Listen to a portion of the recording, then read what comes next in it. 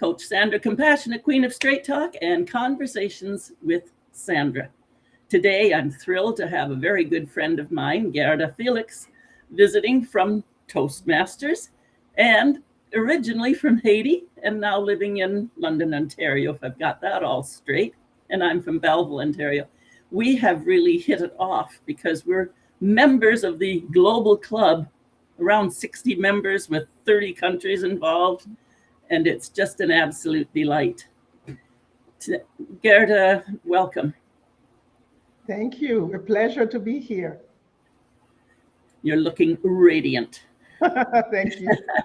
And our good friend, our mutual good friend, Yossi Thomas, who is in Chennai, China.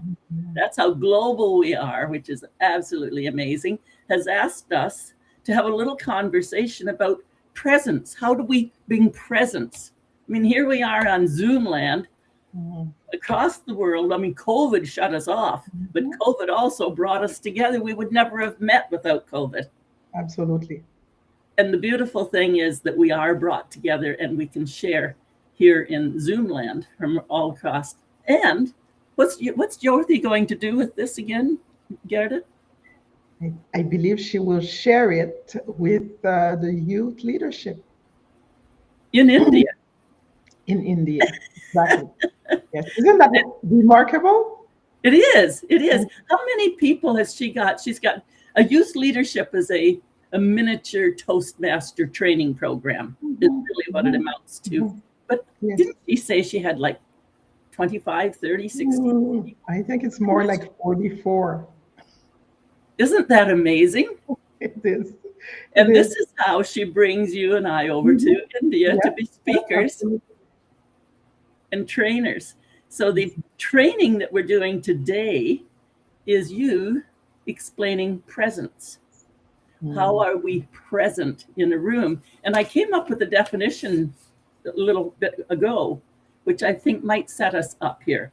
Presence, I'm reading, is the felt impact of someone being fully here, not performing, not rushing around, not thinking, oh, what am I going to say when Sandra gets finished?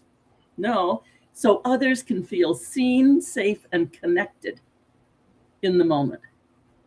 That is presence. And there's also a presence of, I'm sure it's the same for you. When I walk into a room, there's no sneaking in. You and I have a presence. Absolutely. So there's a couple different areas. So today is not about teaching. Today is a little bit about tips about presence and process.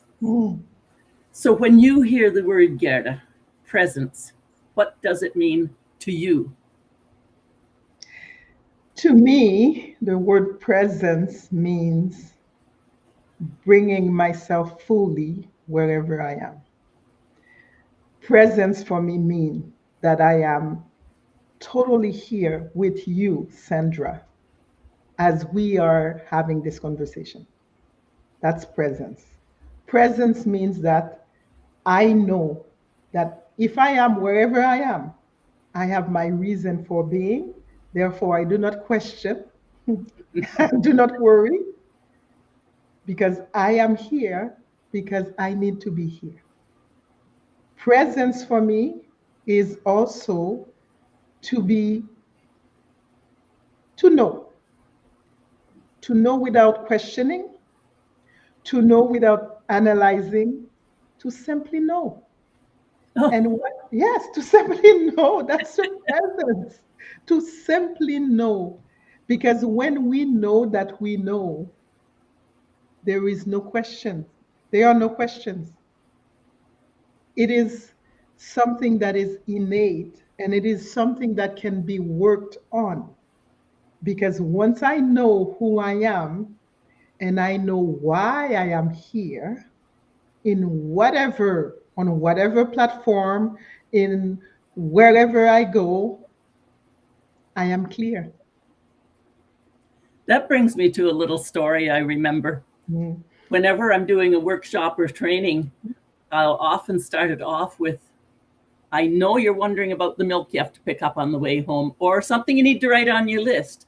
But while we're here, let's just be here. So in your mind, go out the door, and whatever is on your mind, hang it on a hook outside the door. Any troubles you have, whatever it is, hang it out there. And when you leave, you can pick it up if you still want it. Sometimes it is, the right thing. but it's a great way to leave things behind. Absolutely. And so, as a lived experience, you've explained what it is and what you do when you're being present. How has this impacted your daily life? I know you have your mother and your sister around nearby, and your work. How does being present fit in real life, not just on the stage? That's a good question. Being present, being in the moment, therefore knowing, as I am the observer of what is happening, how am I being when I am with anybody? If I am present, I am able to see. I am able to observe. I am able to fully hear because I am present. And also, I am able to correct. For example, I was having a conversation with friends, and my friend came with her daughter, and we all talking, and because she's a mother, she's explaining to her daughter, there are certain things not to do. And I see that the daughter's face started to change because I could see that she was getting sad. I changed the conversation. So I asked the daughter a question that changed the conversation. And then the mom said, "How did you know?" And to me, that was so evident that, okay, what we were talking about in the moment was not pleasing to her. And we don't want her to feel bad in our company. So because of that, I was able to change because I noticed, because I observed. So for me to be present, as I mentioned before, is really to be in the moment. That determines how I am with other people, and they also know it. Because a lot of people say to me, when Guerdah is with us, we know that she is with us 150%. And we can feel that in each other. When we're here in this conversation, we're here in this conversation. Others can feel it, they maybe don't have a name to put on it. Exactly. And I think, I just want you to speak a little bit about trust, because trust that you'll know what to say when it's time. If you haven't memorized what you're going to say when that person takes a breath, that's a whole different thing, you see. Well, I can see it in your face. There's Sandra, and she's gone off the questions and she's into something else, but it's not throwing you off because you're listening and you're present, which means you are trusting that if you listen, you'll know what you choose to say and take the time to think about it. That's what I'm seeing at the moment. What's your idea around this business of trust yourself and answering in the moment? That is such a good question, because I don't know, I'm saying this because I don't know if I've ever thought of it as trust, that I trust myself. I don't know. I think for me, what is very important is that when I am in the presence of someone else or anybody else, that I am here to serve. So if I am here to serve in whatever capacity, the first service is to be present and listen. So this is what I am here to do. Therefore, however the conversation turn out to be, my listening is on point because I am here to serve. I don't worry about what should I say, what would I say, what do I need to say? Because even if I don't know what to say, I can say, I don't know what to say. And this is what this is bringing up, or this is what I am feeling at the moment, or this is what that brings to my attention. There are many things we can say when we don't know what to say. We can say, I don't know. I'm not afraid of saying I don't know, because if I don't know, I don't know. And that's amazing, isn't it?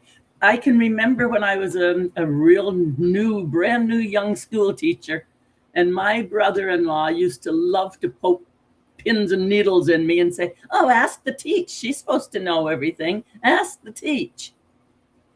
And it used to drive me crazy. And then I thought, I'm hanging with that till I find the thank you in it. And the thank you was that he pushed me so hard and so long that it was long enough for me to say, right, I don't have to know. So it was one of those times where I was able to stop trying to think about what's he going to do to me now and what's going to be the question. That was one of the first times that I physically understood. Mm-hmm. I don't have to be trying to think what he's going to say when he comes to visit, because I don't have to know. In fact, if we're a know-it-all, we get to learn around, be a learn-it-all. So here's the other thing, as I was listening to you, that I know for a fact. The reason that I don't need to know, or I don't have to know, we beings, we already have the answer within us. So what am I going to tell you that you don't really, what am I going to tell you that you already know? It's just that you don't know that you know it. So because of that, I do ask a lot of questions.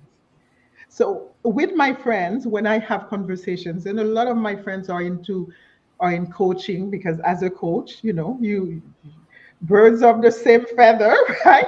So I have a lot of friends who are coaches, social worker, and so on. Those are the kinds of conversation we have. I'm not looking for the answer from you, because the answer is already within each and every one of us. So therefore, that's why I don't feel that I need to give you any answer. I can ask you questions that will direct you to what you already have inside of you. Perfect. I know that we do a lot of leadership, and coaching is a leadership of its own style, which is servant leadership, which means it's really hard on our egos. Our personal ego says, I've got to be the important one. And all of a sudden, we're going to serve others. And we're not the important one anymore. I think that helps us stay present as well. Have you found that? Yes. And this is a dance, this is the dance of the ego. That's what I call it, the dance of the ego. Because although sometimes, we do believe we are here to serve. We do. And yes, we serve wholeheartedly. And sometimes we feel that we needed to be treated better. That's why I call it the dance of the ego. Therefore, being present allows us to realize when we are out of alignment. Because when the ego is too high, we are definitely out of alignment. Then, because we are present, we are able to know that and correct ourselves. And this is a dance, because we all go through it. We all do it. We dance. What's really critical in there too is that there is ego, and we need ego. It's not that ego is bad. If we didn't have healthy ego, we wouldn't know that we were here to be leading and to stand up and claim a space and have our conversations. That is ego that lifts us up. Yes. It's ego that says, I have to be first and knock you down. I have to show up. I have to be better. That competitiveness where you're not competing with yourself. When you're competing with others, that's ego getting in the way. And that's the death. Yes. That we're killing off. Yes. And that also affects how we present ourselves, with other people. That will affect, because it's a joke in my family. We say, I usually say, I know right away when someone has gone, when someone is sitting on their high horse. We have that word here too, that term. Get off your high horse. Yes, really right away, because I'm like, oh, okay, you've mounted there. because it shows. If you are present, you are going to see that. You are going to feel it. It is obvious. So the way we are, if we come with ego, the ego that says that I am of importance, It's a That's long what fall the off the high horse, isn't it? yes. That's kind of like what I was going to ask you here. What you notice in yourself when presence is missing.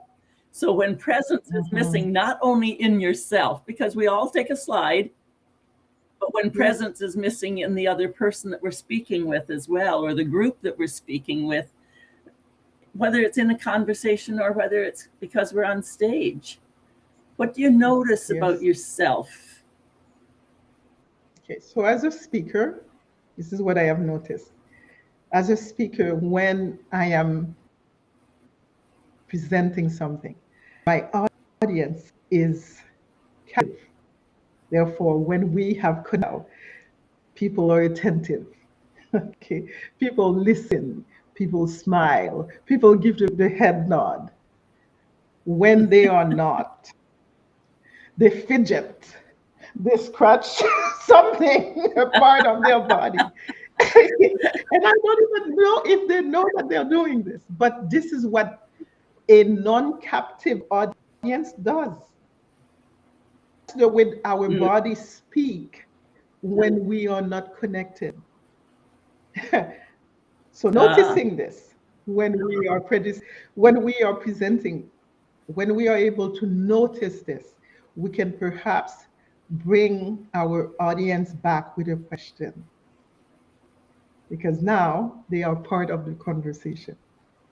And we can feel that, isn't it? As a speaker. Oh, yes. And not even as public speaking. I figure if your mouth and your lips are moving and a sound is coming out, you are speaking publicly, therefore you are public speaking, even if you're the only one there and you're listening to yourself. People don't understand public speaking is your lips moving and a sound coming out. Listen to yourself, because even our own ears to hear our own words changes us. Yes. Yes. Oh, absolutely. Absolutely. I was going through something. And the only thing I knew, I was going through something, but I did not know what that was until no, I didn't know what it was, but I knew it was something that I was not in alignment. Okay, because how did you know that? How did you know that? Because again, it's all part of presence. When you are not in alignment, you know, because your body is not flowing properly. The everything is affected. To tell you the truth, everything is affected. The so way is your heart going, what's happening? How would young people know what we're talking about here versus alignment and integrity? And there's the fidgeting, but there's something we feel in our body that they're going to feel the same thing when things just aren't right. If you feel, yes, that's a good question. If you feel like you are attacking people, you know, no, seriously, if you feel like somebody says something to you and you're ready to just pounce on them, there's something that's not in alignment. Because when we are in alignment, we are at peace. And we are able to communicate at peace. It doesn't matter what the other people do, the other person does. But as I tell my truth, I am able to say it and I am able to be at peace.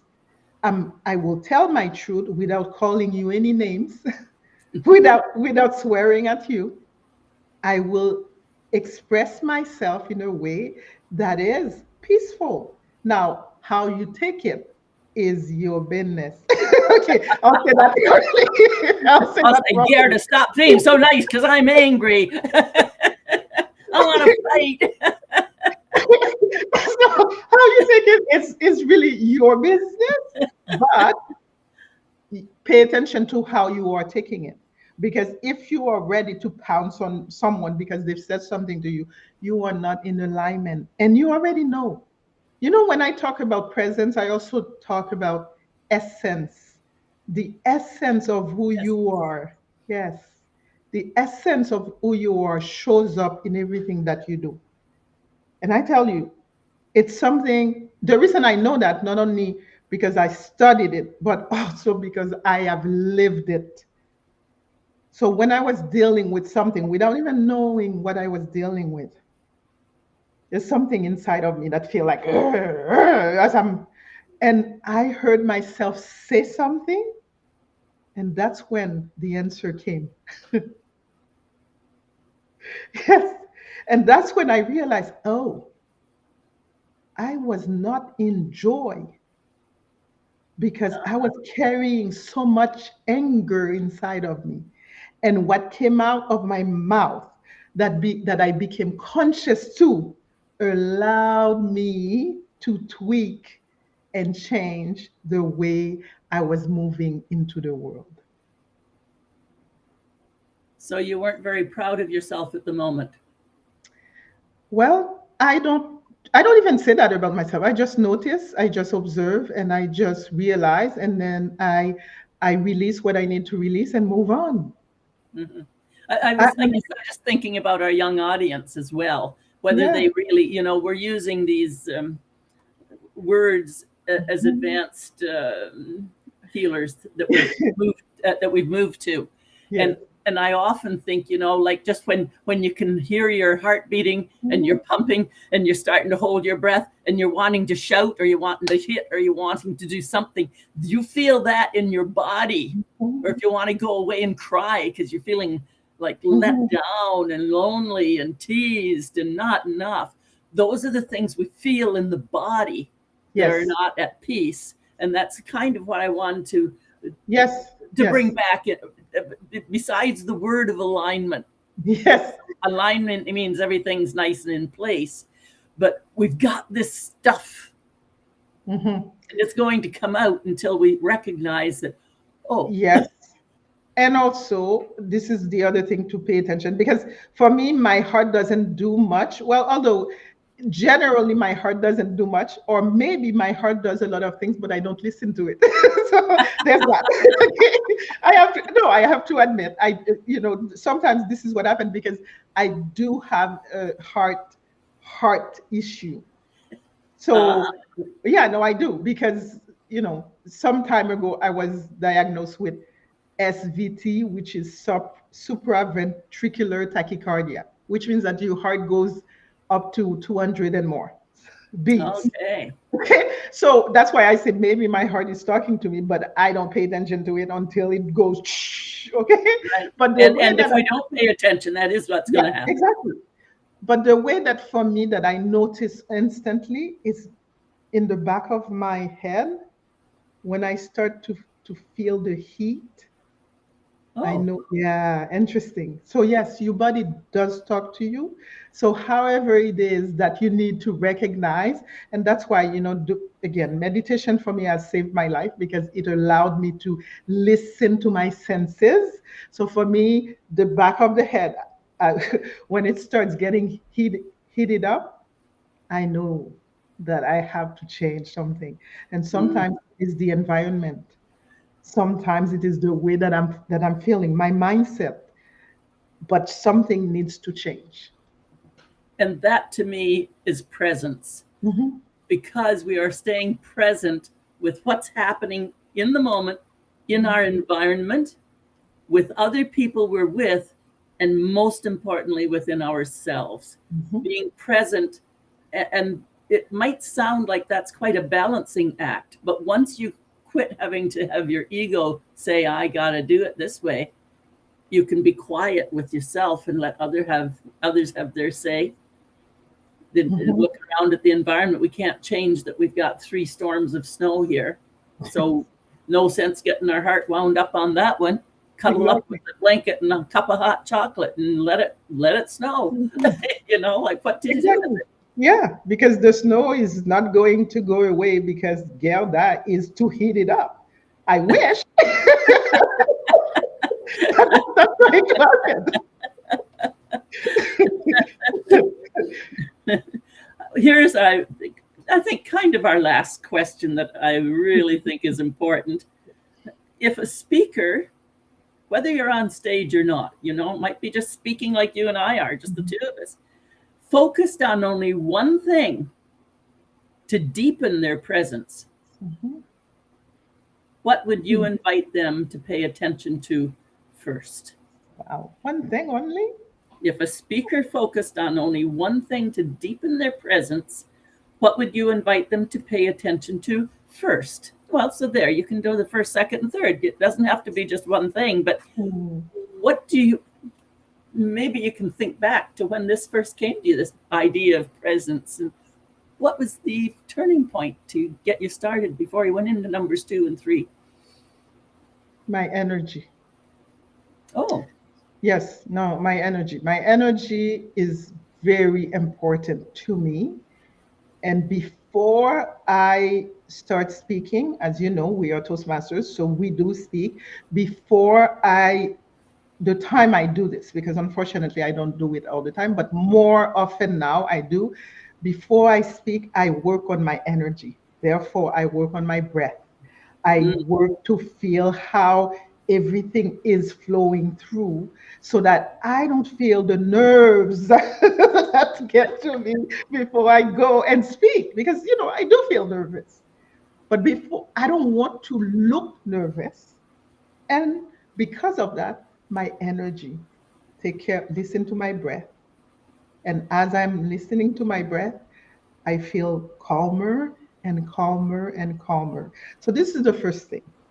The second thing, because I do have a second thing, I I ask myself, why am I here and what do I want to accomplish? ah, Because when I ask myself this question, whether it's because something has gone not the way I was expecting it, or because I want to be focused, when I ask myself those questions, then I am able to focus to what I need to do. So, for example, before speaking, what do I want to accomplish? If I say, I want to give the best that I have to the audience, then mhm. therefore I'm moving towards that. And today, we didn't rehearse what we were going to say, but we certainly set up to know that what we're bringing is our thoughts around presence. So, in advance, because we knew that's what we were going to do, we were basically going through it in our minds without really knowing what the questions would be Mhm. and where they would take us. But that Absolutely. kind of centering Mhm. Mhm. is is really what we bring to the table, whether it's in our coaching one-on-one or in a group or teaching or just speaking. And even when we are in a disagreement with somebody else, even if, oh, can I share a story? Mhm. Yes. I was having a birthday party for myself here. I invited many people, and my birthday parties are usually last minute. So I think about it on a Saturday and I say, next Saturday we're having a party. And then I, I send something to everybody, and I'm expecting everybody to come. So luckily, I have great friends. That party had, I think we were about 35 people here. Oh my goodness. It's true. So it was really fun. But before all of this, I started thinking, how do I want my guests to feel? What do I want them to receive when they come here? So because I know the energy I wanted to have, then that's the energy I operated on in order for my guests. I wanted my guests to get to know one another. I wanted us, because we were playing games, to feel at ease with one another. And that's exactly what happened. But, okay, before we started the game, where they were parked, there's somebody who started making, was not happy about it. So the person was not, because where we parked belonged to a church. And although they gave us permission to park there, but the time we had the party, the person was doing the lines and he wasn't happy the fact that there was so many cars coming. Okay, so, and it was really not happy. So as my guests were coming, and one of them said, there's a man outside, he's not happy. So I'm like, okay, I have to go see him, because I don't want him to, I want my guests to be in a certain energy. I don't want this person to poison the energy that I put out. Okay. So I'm going to see this person. I went to see him, but before I went to see him, I asked myself those questions. What do I want to see accomplished? And who do I want to be when I'm going to speak to this person? So, of course, when I got to this person, we started talking. He was not happy. He was screaming and yelling, and he's a man and I'm a woman, right? I'm thinking, okay, but my focus was, why am I here? I want to find a solution. That was the reason why I'm here. So after, I don't know, maybe 10 minutes that him being so mad, and his supervisor even came being even more, more mad. And in my mind, why am I here? What is it that I want to accomplish? Suddenly things turn around because I kept asking questions. What would you like us to do? Would you like my guest to leave the parking? Well, no, I cannot ask you to do this. I said, so what are you having? I said, I'm having a party. Is that your party? Yes, this is my party, my birthday party today. Oh, I'm so sorry. So now they started to apologize. And then I said, would you like to come in and eat with us? Food. And in the end, everything got resolved because we came to a solution. Why? Because I knew the energy I wanted to operate on. So it's not only for the speaking stage, it's not only when, it's also when we are in disagreement. If we focus on that, and I'm not saying it works all the time, but when we have that focus, it works. Even when it doesn't work all the time, when it does work all the time, is even if it ends up that we can agree to disagree, and that's okay. So it works all the time. Exactly. Exactly. Yes. Thank you. Thank you for saying that. But indeed. Wow. Anyhow, it's been wonderful having this conversation. Same here. I think we're just going to get it wound up here a little bit. Okay. So if anyone here was listening, then just took one breath, one moment of awareness about presence, we did it, because that's all you need. You need to be present to yourself, to who you're with, and with the environment. That's it. Being present. Thank you so much, Guerdah, for being here with Conversations with Sandra. Thank you. And we're easy to find. We're both easy to find on LinkedIn. If you'd like to shoot us a DM, that's no problem at all. Take care. Thank you, Sandra.